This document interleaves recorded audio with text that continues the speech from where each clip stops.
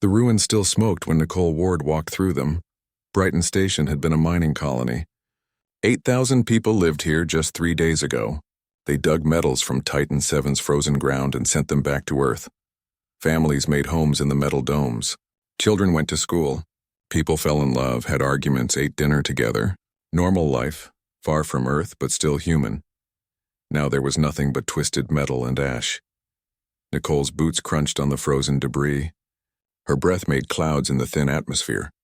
The environmental suit kept her alive, but it couldn't keep out the smell of death that seeped through the filters. Behind her, a dozen soldiers followed in silence. Nobody spoke. What could anyone say? She stopped at what used to be a classroom. The dome had collapsed inward. Small desks lay scattered like broken toys. Nicole bent down and picked up a stuffed animal, a blue rabbit with one ear missing. It was cold and stiff in her gloved hand. Some child had loved this thing, carried it everywhere, slept with it at night. That child was dead now, vaporized when the Ascendancy warships opened fire. "Commander?" Captain Rivers approached from behind. His voice was tight with anger. "We've finished the scan. No survivors. They hit every dome, every shelter. This wasn't a battle. It was murder." Nicole placed the rabbit carefully on a broken desk. She would remember that toy. She would remember all of this. "Show me the transmission," she said.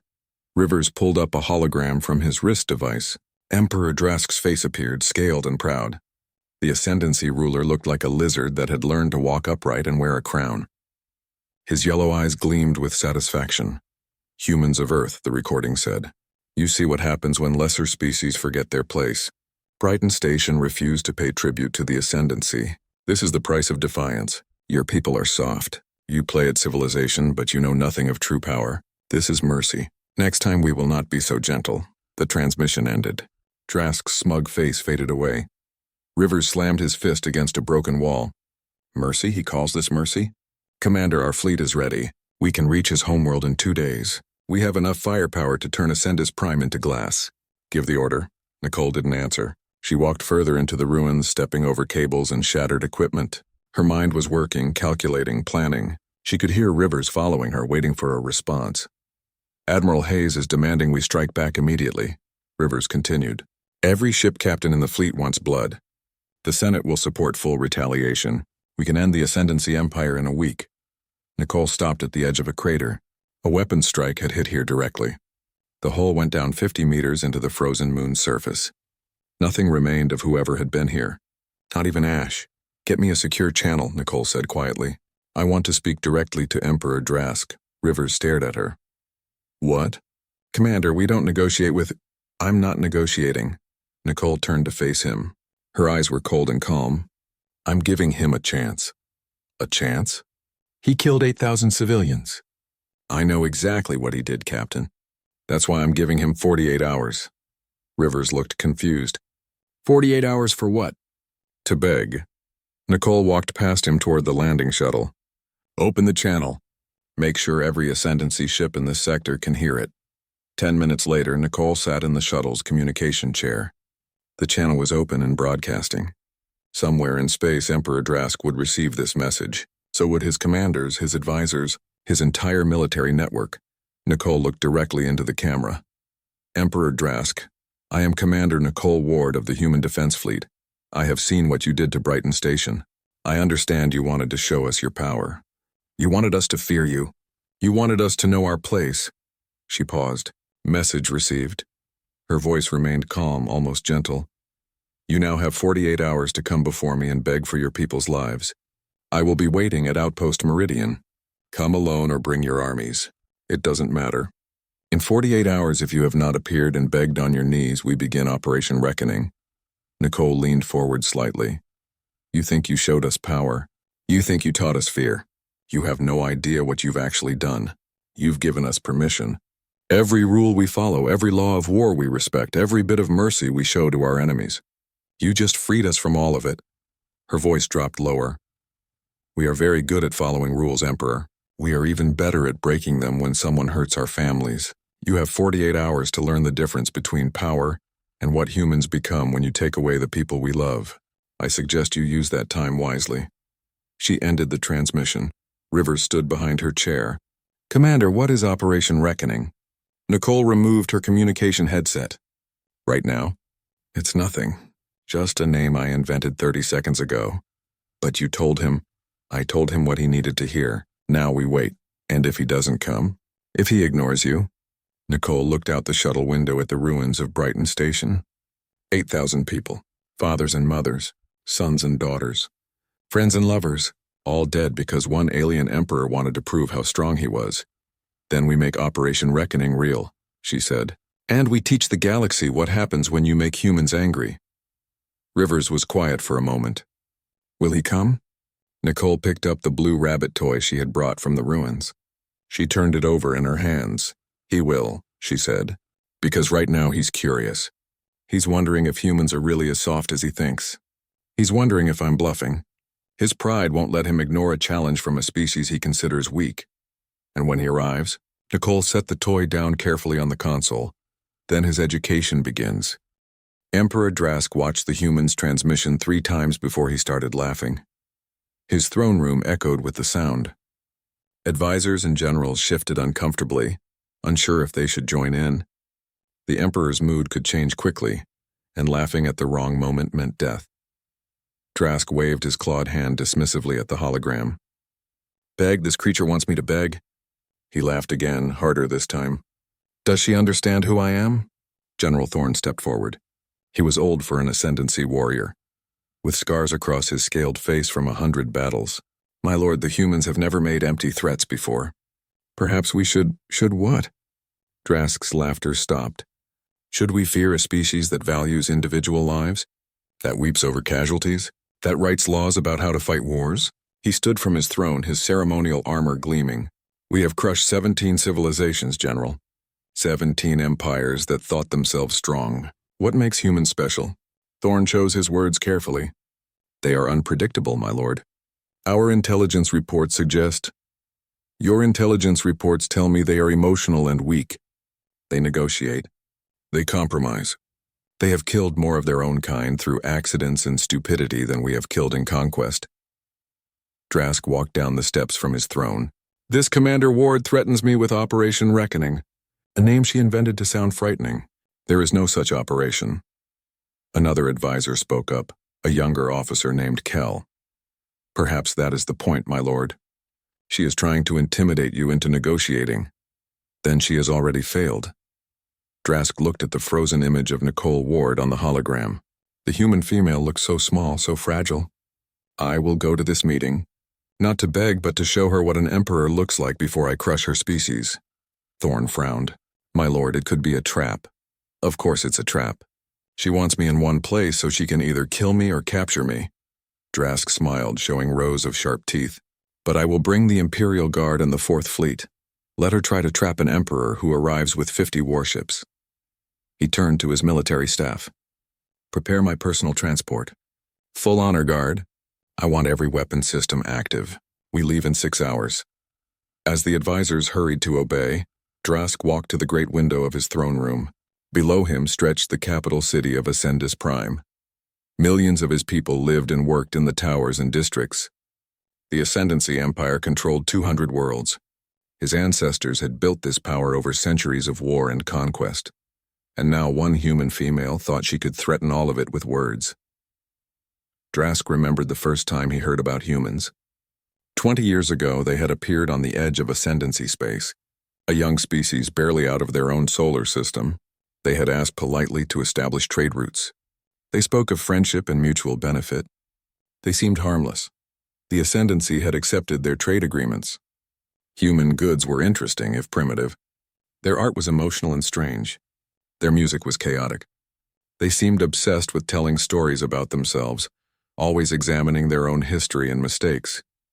Weak, Drask had thought then. A species that spends so much time looking backward will never move forward. But they had expanded quietly over the years. New colonies appeared. Their ships improved. They built stations and outposts, always asking permission, always negotiating, always following the rules. They frustrated other species with their endless paperwork and treaties, but they never caused trouble. Until Brighton Station. Drask had chosen that target carefully. A mining colony, far from Earth, lightly defended. The people there had refused to pay tribute when ascendancy ships arrived demanding resources. A small act of defiance that needed correction. Drask ordered the attack not because he needed the resources, but because humans needed to learn respect. He expected outrage. Angry transmissions. Demands for justice. Perhaps a small military response that he could easily crush. Teaching them a larger lesson. He did not expect this. 6 hours later, Drask sat in his personal flagship as it traveled through space toward Outpost Meridian. The Imperial Guard surrounded him. 50 warships followed in formation. Enough firepower to destroy a dozen human colonies. General Thorne stood beside the Emperor's chair. "My lord, we will arrive in 3 hours. Scouts report only a small human presence at the outpost. No military fleet, no obvious defenses." "She came alone," Drask said. "The fool actually came alone." "It appears so, my lord. However, I recommend we remain cautious. Humans are known for unconventional tactics." Drask waved away the concern. He called up the intelligence files on Commander Nicole Ward. His staff had been thorough, at least. They had dug into her history, her service record, her victories. What he read made him pause. Nicole Ward had served in the Human Defense Fleet for 24 years. She had fought in the colony wars against the Krenth Empire. That conflict had ended badly for the Krenth. Very badly. The report said humans had hunted them to extinction over 30 years, never stopping until every Krenth world was dead or surrendered. But that was a war between two species. This was different. Drask scrolled through more files. Nicole had also ended the pirate rebellion in the outer systems. She had done it without firing a shot, simply cutting off all supply lines and waiting. The pirates, desperate and starving, had turned on each other. By the time her fleet arrived, they were already destroying themselves. The reports called her the patient death. Drask closed the files. So the human was clever. That changed nothing. Cleverness without strength was worthless. She could plan and wait all she wanted. He had the ships. He had the weapons. He had the Empire. "My lord," Kell approached nervously. "I have been reviewing the human's transmission again." She mentioned rules. She said we freed them from following rules. So, human history is full of rules for war. They have extensive documentation about acceptable conduct during conflict. They sign treaties limiting their own weapons. They restrict targeting of civilians. They have entire systems of law about proper warfare. Drask snorted. More proof of their weakness. "We have no such restrictions." "Yes, my lord. But the concerning part is what they do when others break those rules. When the Krenth Empire destroyed a human colony, the humans stopped following their own restrictions. The war became total. They used weapons they had previously banned. They showed no mercy. The Krenth were fools who underestimated their enemy. I am not a fool." But Kell's words stayed with him. Drask found himself thinking about human rules. Why would a species restrict itself? Why handicap your own military? It made no strategic sense unless the rules weren't about weakness. Unless the rules were there to protect the enemy from what humans could actually do. Drask shook his head. Ridiculous. He was letting human psychology warfare work. That was all this was. Commander Ward was trying to make him doubt himself with words. She wanted him off balance before the meeting. He would not give her that satisfaction. "General Thorne," Drask commanded. "When we arrive, I want weapons locked on the outpost. If the human tries anything, if I even suspect treachery, destroy the entire station." "Yes, my lord." Drask settled back in his chair. 2 more hours until the meeting. 2 hours until he taught this Commander Ward the difference between empty threats and real power. He would look her in the eye. He would show her what an emperor was. He would explain that her people existed only because he allowed it. And then he would return home and order 3 more human colonies destroyed just to make his point clear. Humans needed to learn their place. Today's lesson would be unforgettable. The Emperor smiled and waited for Outpost Meridian to appear ahead. Outpost Meridian was small compared to Emperor Drask's flagship. The space station floated in neutral territory, a simple structure used for diplomatic meetings and trade negotiations. Drask's fleet surrounded it like predators circling wounded prey. 50 warships kept their weapons armed and ready. The Emperor would not be caught unprepared. Drask wore his full ceremonial armor. The Imperial Guard followed him through the docking corridor. 12 warriors, each one capable of killing 100 enemies. Their weapons were visible and threatening. The Emperor wanted everyone to understand what power looked like. The conference room was plain.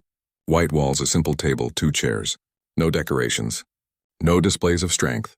Just empty space. And in the middle of it, Commander Nicole Ward sat waiting. She wore a standard military uniform. No armor, no weapons, no guards. Just a middle-aged human woman with gray streaks in her dark hair and eyes that watched Drask enter without any visible emotion. "Thank you for coming, Emperor," she said calmly. "Please sit down," Drask laughed. The sound echoed in the small room. "You think to command me? In my presence, you should be on your knees. I'm not here to kneel. Neither are you, apparently." Nicole gestured to the chair across from her. "We have 36 hours left before your deadline. I suggest we not waste time with theatrics." Drask's guards tensed. General Thorne stepped forward. "You will show proper respect to—" Nicole's eyes moved to Thorne. "General, your Emperor came here for a reason. Let him speak for himself." The quiet authority in her voice surprised everyone. This was not a woman intimidated by military power. Drask studied her more carefully. She sat relaxed, hands folded on the table. Her breathing was steady. She showed no fear whatsoever. Interesting. Drask waved his guards back. He sat down across from Nicole, his armored body making the chair creak. "I came to see the human who threatens an empire. I wanted to look at you before I destroy your species." "I see." Nicole reached under the table and pulled out a small data device. She placed it between them. "Before you do that, look at this." Drask glanced at the device. "What is it?" "Your empire." Nicole activated the hologram. A map appeared above the table, 3-dimensional and detailed. It showed every ascendancy world, every fleet position, every military installation, resource depots, shipyards, defense platforms. The entire structure of Drask's military power laid out in perfect detail. Drask felt his blood go cold. "This is impossible," he whispered. "This information is classified, protected by the highest security." "We've been watching you for 3 years," Nicole said. Her voice remained calm. "Every ship movement, every supply route, every communication. We know where your children go to school, Emperor. We know what you eat for breakfast. We know the name of every officer in your military and which ones are loyal." Drask stared at the map. The level of detail was terrifying. If humans had this information, they could strike anywhere, anytime. His entire empire was exposed. "You're spies," he said. "You violated our sovereignty. We gathered intelligence. The same thing your people do to every neighbor." Nicole closed the hologram. "The difference is we're better at it. We've infiltrated every level of your society. We know things your own advisors don't know." She leaned forward slightly. "For example, we know that General Thorne behind you has been questioning your judgment privately. We know that 3 of your planetary governors are planning rebellion. We know your economy is weaker than you admit, and your military is stretched too thin across 200 worlds." Thorne's hand moved to his weapon. Nicole didn't even glance at him. "We also know that if you kill me right now, it changes nothing. 20 other commanders have the same information. My death is the signal to begin Operation Reckoning." Drask felt something unfamiliar. Not fear, not yet, but the first edge of doubt. "You're bluffing. Trying to seem more dangerous than you are." "Am I?" Nicole stood up and walked to the window. Outside, Drask's 50 warships floated in formation. "You brought quite a fleet. Very impressive. Tell me, Emperor, where are the rest of your ships right now? Defending my empire as they should be." "Are they?" Nicole touched the window and a new hologram appeared. This one showed the border regions of ascendancy space. Small red dots appeared at key locations. Those are human ships, not attacking. Just watching. There's one near your homeworld. Another near your largest military base. They've been moving into position for the last 3 weeks. Drask stood so quickly his chair fell backward. "You're surrounding my territory. This is an act of war." "No, Emperor. What you did at Brighton Station was an act of war. We're just responding." Nicole turned to face him. "You wanted to show us what power looks like. So now I'm showing you. Real power isn't killing defenseless civilians. Real power is having the knife at someone's throat and choosing whether or not to cut." She walked back to the table and picked up the data device. "I gave you 48 hours, not because I need time to prepare. My forces are already in place. I gave you 48 hours because I wanted you to understand what you're facing. I wanted you to learn what humanity actually is before you force us to show you." Nicole held up the device. "This contains files, human history, our wars, our conflicts. The things we've done to each other and to species that threatened us. I suggest you read them. All of them. Drask looked at the device like it was a weapon. Why would I waste time on human history? Because if you don't, you'll make the same mistake every other species made. You'll think we're soft because we cry at funerals. You'll think we're weak because we have laws. You'll think we won't do terrible things because we write poetry about peace. Her eyes never left his. Read the files, Emperor. Learn about Hiroshima. Learn about the siege of Leningrad. Learn what humans did to their own cities when they believed they were fighting for survival. Then read about the Krynth War. Learn what we did to a species that killed one of our colonies. She placed the device on the table. You have 36 hours. If you appear before me in that time and beg on your knees for your people's lives, I will consider mercy. If you don't, Operation Reckoning begins. Every ascendancy world burns. Your empire ends. Your species becomes a story other civilizations tell their children. A warning about what happens when you hurt humans. Drask's claws scraped against his armor. You would commit genocide? Kill billions? You already did. I'm just returning the lesson. Nicole walked toward the door. 36 hours, Emperor. Use them wisely. She stopped at the doorway and looked back. Oh, an Emperor? I know what you're thinking right now. You're thinking you'll leave here and immediately attack Earth. Strike first before we can move. She smiled, but there was no warmth in it. I should tell you that if anything happens to me, if this station is destroyed, if you fire one shot anywhere, the operation begins immediately. My fleet has standing orders. No confirmation needed. No second chances. Nicole left the room. Drask stood frozen. His guards looked at him, waiting for orders. Thorne approached carefully. My lord, what do we do?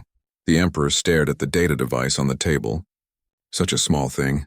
But it felt like it weighed more than his entire empire. We return to the ship, Drask said quietly. I need to read these files. My lord, surely you don't believe. I believe that human knows things she shouldn't know. I believe our empire is more vulnerable than I thought. And I believe, Drask picked up the device, I believe I need to understand what I'm actually facing. They returned to the flagship in silence. Drask went to his private quarters and sealed the door. He sat down and activated the data device. The first file was labeled World War II. Drask began to read, and slowly the Emperor started to understand what terror really meant. 24 hours remained when Drask finally looked up from the files. His private quarters felt smaller than before. The walls seemed to press inward. His claws had left marks on the desk where he gripped it too hard while reading. The data device still glowed softly, offering more files to review. Drask had only made it through half of them. He wished he had stopped sooner. World War II had shocked him. The numbers were incomprehensible. 70 million humans dead. Entire cities erased by fire. Civilians targeted deliberately. Atomic weapons that turned populations into shadows on walls. And the most terrifying part was that humans did this to themselves. They burned their own species with such efficiency that it took Drask's breath away. The Ascendancy had never fought wars like that. Conquest was about control, not annihilation. You wanted workers and resources, not ash and radiation. Drask had destroyed 17 civilizations, but he had absorbed them into his empire. He had killed millions, but not like this. Never like this. Then he read about the siege of Leningrad, a city surrounded for 900 days. People eating wallpaper paste to survive. Parents watching their children starve. Over 1 million dead. And the city never surrendered. 900 days. The Ascendancy's longest siege had lasted 3 weeks before the defenders gave up. Drask could not imagine a people so stubborn that they would endure 900 days of hell rather than surrender. But the file that truly frightened him was about the Krynth War. Drask had heard rumors about the Krynth. They used to control a dozen star systems near human space. Used to. The Empire was gone now, destroyed completely. Drask had always assumed humans simply outfought them in a standard conflict. The truth was so much worse. The Krynth had destroyed a human colony called New Perth. 20,000 civilians died. The Krynth claimed it was justified because the colony refused to acknowledge Krynth territorial claims. Humanity's response was methodical and absolute. They didn't rush in with fleets blazing. They didn't make angry demands. They simply declared that the Krynth Empire would cease to exist, and then they made it happen. Over 30 years, humans hunted every Krynth world. They didn't conquer them. They didn't occupy them. They systematically dismantled the Krenth civilization piece by piece. Supply lines cut, trade routes blocked, colonies isolated, military bases destroyed one by one. The Krenth fought back desperately. They won battles. They destroyed human ships. It didn't matter. Humans kept coming. When one fleet was damaged, another appeared. When one commander fell, another took their place. No negotiation, no mercy. Just patient, grinding destruction. By year 15, the Krenth were begging for peace. Humans said no. By year 20, the Krenth offered complete surrender. Humans said no. By year 30, there were no Krenth left capable of fighting. Their military was gone. Their government had collapsed. Their people were scattered refugees begging other species for shelter. The file included a statement from the human commander who led the campaign. They killed 20,000 of our people and thought we would forget. We will never forget. This war ends only when the Krenth understand that you cannot hurt humanity without consequences. If it takes 30 years, we will take 30 years. If it takes 300, we will take 300. We do not forgive. We do not forget. We finish what others start. Drask closed that file and sat in silence for an hour. He thought about Brighton Station. 8,000 dead. He had thought it would terrify humans into obedience. Instead, he had done exactly what the Krenth did. He had given humanity permission to become something terrible. A knock on the door interrupted his thoughts.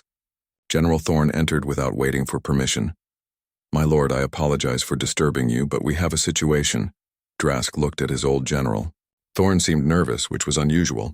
The man had fought in 100 battles without showing fear. "What situation?" "Our scouts report increased human activity along our borders. Not just the ships Commander Ward mentioned. Dozens more have appeared. They're not attacking, but they're everywhere. Every major world, every military installation. Just sitting there watching." Drask felt his stomach turn. "How many ships?" "Unknown. Our counts keep changing. Every time we spot one group, another appears somewhere else. It's like they've been moving into position for weeks and we never noticed." "Weeks," Drask repeated. The word tasted bitter. They were planning this before Brighton Station. "My lord?" Drask stood and paced the small room. Pieces were falling into place in his mind. Brighton Station wasn't what started this. We gave them the excuse they were waiting for. They've been infiltrating our territory for months, maybe years. Gathering intelligence. Moving ships, preparing. He turned to Thorne. "The human commander didn't give us 48 hours to prepare. She gave us 48 hours to realize we already lost." Thorne's eyes widened. "My lord, you can't believe we're defeated. We have the larger fleet. More resources. We control 200 worlds, and she knows the location of every single one." Drask grabbed the data device and threw it to Thorne. "Read the files, General. See what humans do when someone kills their civilians. See how long they're willing to fight. See what they're capable of when they stop following their own rules." Thorne caught the device but didn't look at it.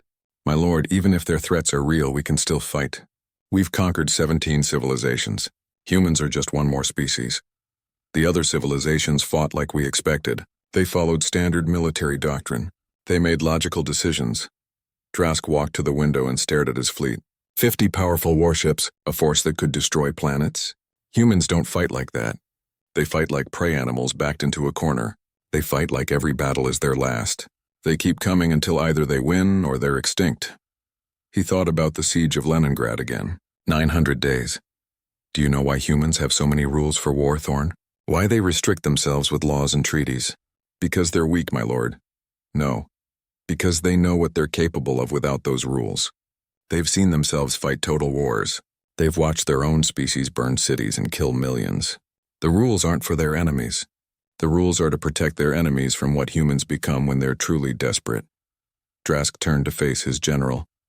"Brighton Station removed those rules. I thought I was teaching them fear. Instead, I freed them from the one thing that kept them civilized. Now they're going to teach me what real fear looks like." Thorne stood silent for a moment.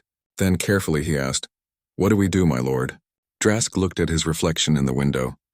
An emperor who had conquered 17 civilizations.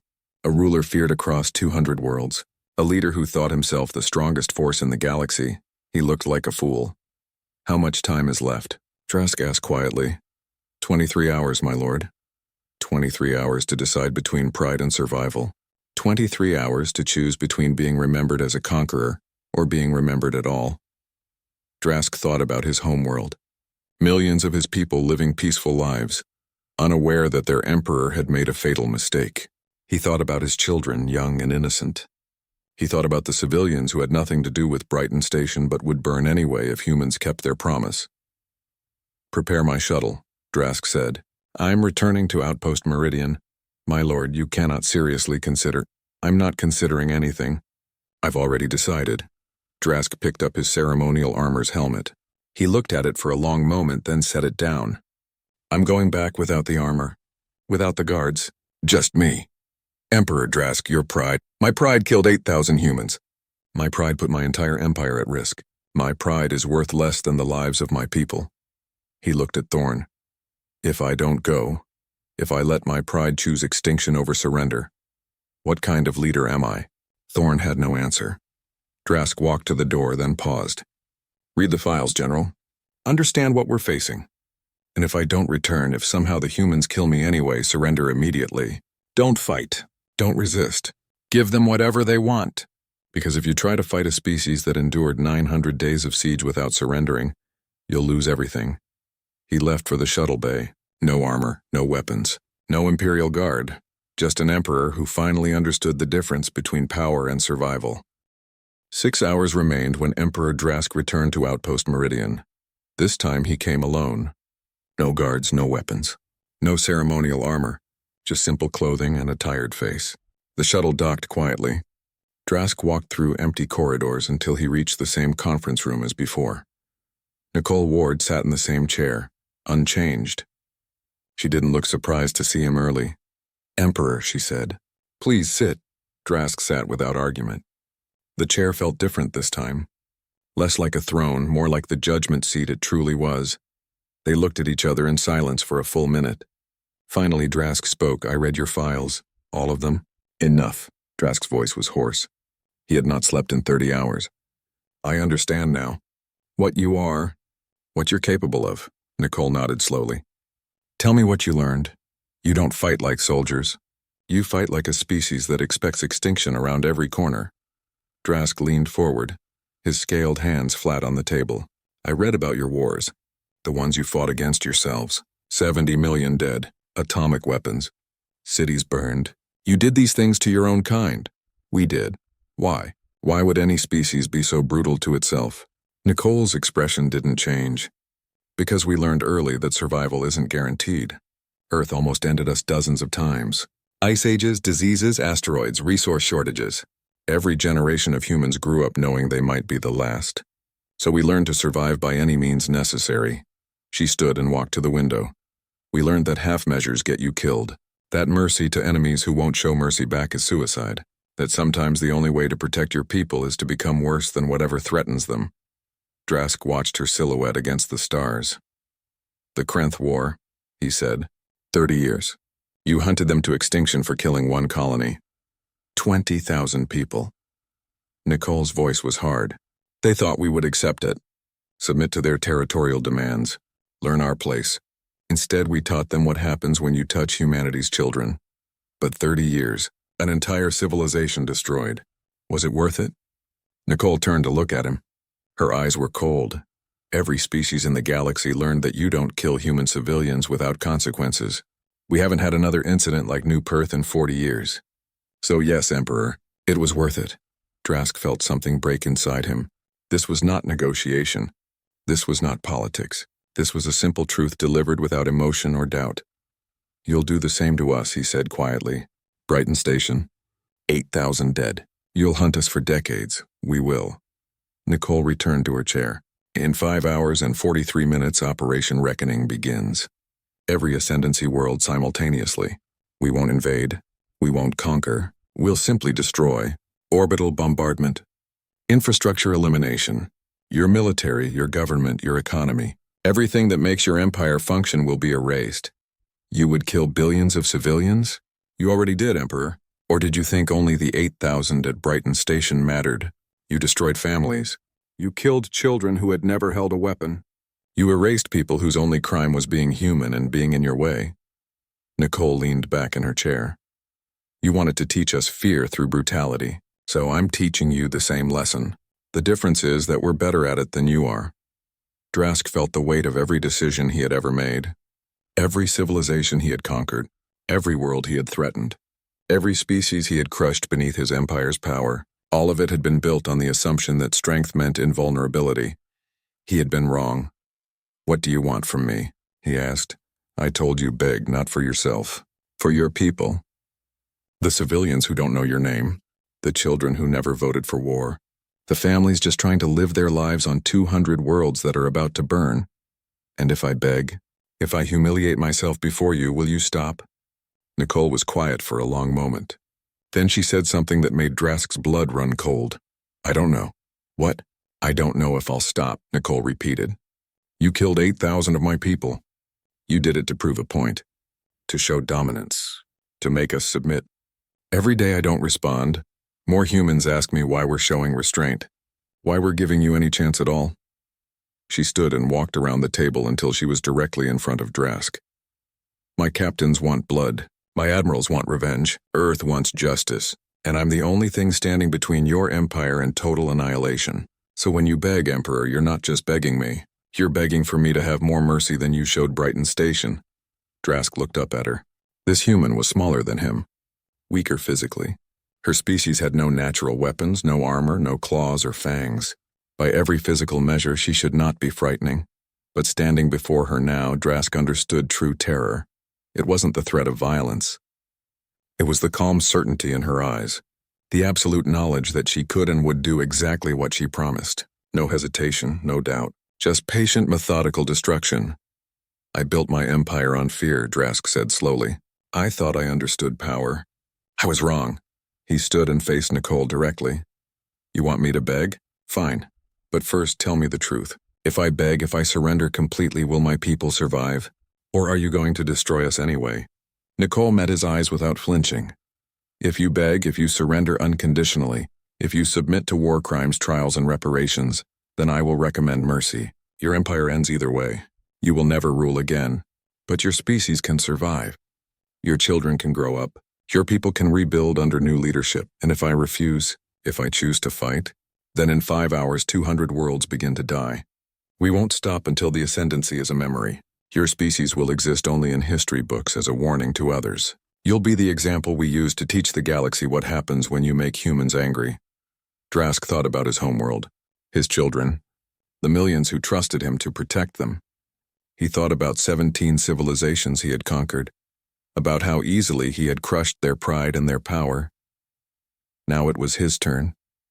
He fell to his knees. The sound echoed in the quiet room. An emperor, ruler of 200 worlds, conqueror of 17 civilizations, knelt before a human who had conquered nothing except his fear. "Please." The word came out rough. Drask had never said it before. Not in his entire life. "Please spare my people. They didn't choose Brighton Station. They didn't order the attack. I did. I alone am responsible." Nicole looked down at him without expression.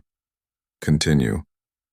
"I beg you for mercy, not for myself. I'll accept any punishment, trial, execution, imprisonment, whatever you demand.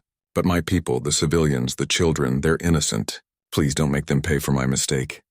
Drask's voice cracked. He had faced death before. He had stared down enemies and shown no fear. But kneeling here begging for the lives of billions was harder than any battle. "I was wrong. I thought strength meant domination. I thought power meant others fearing you. I didn't understand that true strength is knowing when to stop. When to show mercy, when to protect the innocent even when it costs everything." He looked up at Nicole. "You've already won. My empire is broken. My reputation is destroyed. In 5 hours everyone will know that Emperor Drask begged on his knees before a human. I have nothing left but the hope that you're better than I am, that you have the mercy I failed to show." Nicole was silent for a long time. Then she walked back to her chair and sat down. "Stand up, Emperor." Drask stood slowly. His legs shook. Nicole pulled out a data pad and began entering information. "You will broadcast a message to every Ascendancy world. You will confess to the Brighton Station massacre. You will announce the immediate dissolution of the Ascendancy Empire. Every world becomes independent or joins the human coalition. Your military surrenders completely. Yes, You will submit to trial for war crimes. You will spend the rest of your life in prison. There will be no pardon, no mercy for you personally. I understand. Reparations will be paid for generations. Your people will learn about Brighton Station in schools. They will teach their children what happens when leaders choose pride over peace. Drask nodded. Each condition hurt. Each one stripped away another piece of his legacy. But his people would live. That was all that mattered now. One more thing, Nicole said. You'll wear a reminder every day in prison. A small blue rabbit. It belonged to a child at Brighton Station. You'll see it every morning and remember whose life you took. Remember why mercy matters. Drask closed his eyes. He saw the toy in his mind, a child's simple comfort taken away forever. I accept all your terms. Nicole stood and extended her hand. Then we have an agreement. Your empire ends today, but your species survives. Drask looked at her hand for a moment, then shook it. In 5 hours, he would broadcast the most humiliating message of his life. He would watch his empire crumble. He would become a prisoner and a warning. But billions would live. That was worth any price, even his pride. The broadcast reached every Ascendancy world simultaneously. Emperor Drask appeared on screens across 200 planets. He wore no armor, no crown, no symbols of power. Just simple clothing and a face that looked years older than it had days before. People of the Ascendancy, he began. His voice was steady but hollow. I speak to you today to confess my crimes and announce the end of our empire. Billions watched in confusion and growing horror. 4 days ago, I ordered the destruction of Brighton Station, a human mining colony. 8,000 civilians died, men, women, and children who posed no threat to us. I killed them to demonstrate power, to show humanity their place. I was wrong, he paused. Even through the screen, people could see the weight of what came next. The humans responded not with immediate violence, but with patience. They showed me what true power looks like. They demonstrated that an empire built on fear is just a house of cards waiting to fall. They proved that I was not strong. I was simply brutal. And there is a difference. Drask looked directly into the camera. As of this moment, the Ascendancy Empire is dissolved. Every world is now independent. You may choose your own governments, your own futures. I surrender myself to human custody for trial. Our military will stand down completely. The screen flickered. In homes and offices across 200 worlds, people sat in shocked silence. I knelt before Commander Nicole Ward and begged for your lives. Not mine. Yours. Because while I failed as a leader, as a protector, as an emperor, I could at least try to save you from the consequences of my pride. He reached off screen and pulled something into view. A small blue rabbit toy, worn and slightly scorched. This belonged to a child at Brighton Station. A child I killed. I will carry this with me for the rest of my life, as a reminder of what happens when power becomes more important than mercy. The broadcast ended. For a moment, the galaxy held its breath. Then the reactions began. Shock, anger, relief, confusion. The dissolution of a 200-world empire didn't happen quietly. But it happened. Captain Rivers stood beside Nicole on the bridge of her flagship. They watched the human fleet maintain position around Ascendancy space. No celebrations, no victory declarations, just quiet vigilance. It's done, Rivers said. The Ascendancy is finished. Their military is surrendering. We won. Nicole didn't respond immediately. She stared at the display showing Drask being transferred to a human prison ship. The Emperor, who had conquered 17 civilizations, now wore restraints and walked with defeated shoulders. Did we? She finally asked. Rivers looked at her in confusion. Commander? Did we win, Captain? Or did we just prove we can be as brutal as any other species when we're pushed? Rivers was quiet for a moment. You saved billions of lives. You stopped an empire built on conquest. That's a victory. I threatened genocide to do it. Nicole's voice was soft. I told him I would burn 200 worlds, kill billions of civilians, and the terrifying part is that I meant it.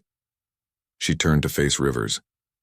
When Drask came back to beg, when he knelt before me, I asked myself if I would really follow through. If he had refused, if he had chosen pride over his people's lives, would I have given the order? Would you have? Nicole looked back at the display, at the prison ship carrying a broken emperor, at the fleet still surrounding Ascendancy space, at the human forces ready to destroy everything if she had given the word. I still don't know, she admitted, and that scares me more than anything Drask could have done. Rivers stepped closer. Commander, we didn't start this war. Brighton Station, I know. I know we didn't start it. I know we were responding to an attack on civilians. I know every legal and moral argument that justifies what we did. Nicole's hands clenched. But I also know that we've proven something terrible today. We've shown the galaxy that if you hurt us badly enough, we'll stop being civilized.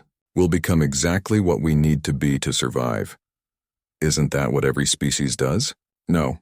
Most species have limits. Lines they won't cross. Rules they follow even in war. Nicole pulled up a file on her datapad. I studied 23 civilizations before planning this operation. None of them would threaten total extinction the way we did. None of them would systematically hunt an enemy for 30 years like we did to the Krenth. None of them fight like prey animals backed into a corner. She closed the file. We're different, Captain, and I'm not sure if that's something to be proud of or afraid of. Admiral Hayes appeared on the communication screen. Commander Ward, excellent work. The Senate is already preparing commendations. You've ended a major threat without firing a shot. Thank you, Admiral. There are concerns, though. Some senators are worried about the precedent. Using threats of total war to achieve diplomatic goals. Nicole almost laughed. The precedent? We've been using that precedent for 200 years. Every species in the galaxy knows not to push humanity too far. We just made it explicit. Still, there will be hearings. Questions about your methods, I understand. I'll answer any questions they have. Nicole paused. But tell the Senate that if they want different results, they need to tell me what they would have done differently. Brighton Station happened. 8,000 civilians died. What was the appropriate response? Hayes had no immediate answer. Finally, he said, "We'll talk more later. For now, good work." The screen went dark. Rivers watched Nicole's reflection in the blank display. Do you regret it? What you did? Which part? Threatening genocide? Breaking an empire? Forcing a man to beg for his people's lives? Nicole shook her head. I regret that it was necessary. I regret that Drask gave me no better options. But I don't regret saving the people at the next Brighton Station, because there would have been a next one, and a next one after that. She walked to the window overlooking space. In the distance, human ships maintained their watchful positions. Drask was right about one thing. We don't fight like normal species. We fight like every battle might be our last. Like every enemy might be the one that ends us. It makes us dangerous, maybe too dangerous. But it keeps us alive, Rivers pointed out. Does it? Or does it just mean we survive long enough to become what we hate? Nicole touched the window glass. The Ascendancy built an empire on fear and brutality. We just dismantled them using the same tools. We threatened civilians. We promised total destruction. We used terror as a weapon. We didn't kill anyone, though. Drask did. Not yet. But the threat was real. I had to make it real or it wouldn't work. Nicole turned to face him. Do you know what the other species call me now? After the Krenth War and now this, they call me the Patient Death, because I don't strike fast. I wait, I plan. I give enemies time to understand what they're facing, and then I make them choose between survival and pride. That's not a bad reputation to have, isn't it? It means species fear us not because we're strong, but because we're patient, because we'll chase them for decades, because we never forget and never forgive. Nicole's voice dropped. It means we've become exactly what the galaxy should fear. She pulled out her datapad and opened a file. Brighton Station memorial plans. Thousands of names would be carved in stone. Families would visit and remember. Children would learn about what happened here. We'll build the memorial, she said quietly. We'll teach future generations about Brighton Station. We'll make sure no one forgets what happened to those 8,000 people. That's important, Rivers agreed.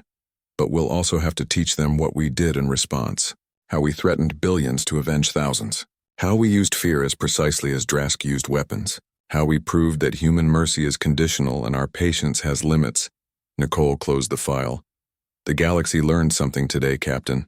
They learned that you can trade with humans. You can negotiate with humans. You can even compete with humans. But if you kill human civilians, if you try to make us submit through violence against innocents, then you've removed the rules. You've given us permission to become something terrible. And now they'll think twice before attacking us. Yes, they'll think twice. They'll remember Emperor Drask on his knees. They'll remember the Ascendancy Empire dissolved in days. They'll remember that the Patient Death is patient until she's not. Nicole walked toward the exit, then paused. But Rivers, remember this.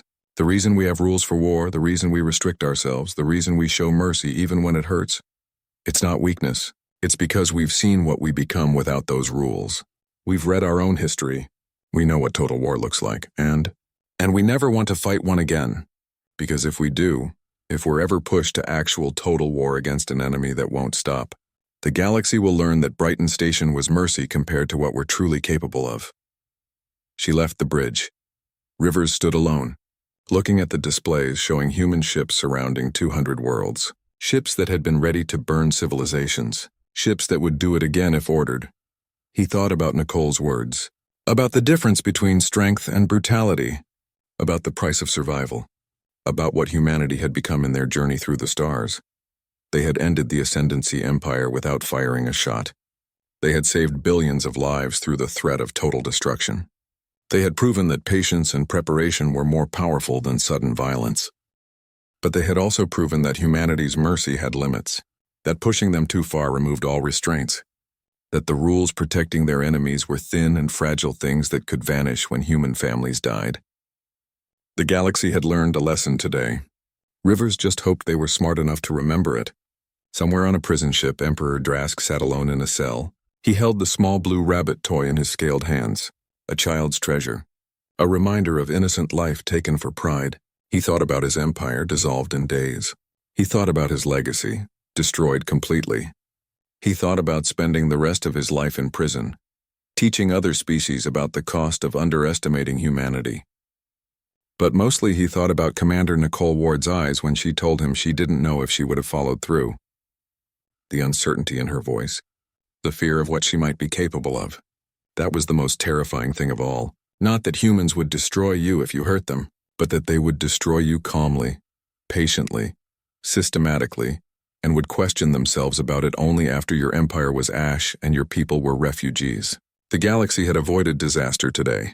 Billions lived because one emperor chose survival over pride. But the option for disaster still existed, still waited, still prepared itself in case humanity ever needed it again, and that knowledge would keep the peace for generations, not through love, not through cooperation, not through mutual respect, through fear of what the patient death would do if you gave her no other choice.